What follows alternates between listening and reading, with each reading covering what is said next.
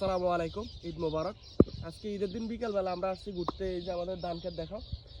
Finally ধান সবগুলা মানে ফেঁকে যাওয়ার অবস্থা আর কি, কিছু কিছু ক্ষেত্রে ধান ফাঁকছে। তা আজকে আসছি, সত্য কথা আমরা এরকম নিয়ে অনেকের ব্লগ করি, ব্লগ ভিডিও তৈরি করি, নতুন কন্টেন্ট ক্রিয়েটার। আসলে আমরা যদি একজনের পাশে একজন না থাকি ভাই, জীবনও মানে আগে যাওয়া সম্ভব না। সবসময় আমরা এটাই ভাবো।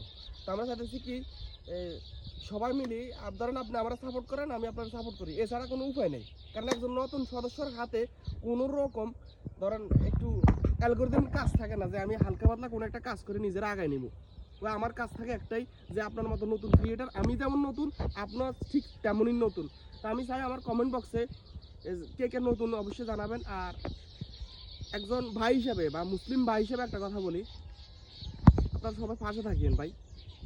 আপনি আমার সাবস্ক্রাইব করেন, অবশ্যই আমি আপনারা সাবস্ক্রাইব করবো। পাশে থাকলে পাশে পাবেন, এতটুকুই আজকের ভিডিও।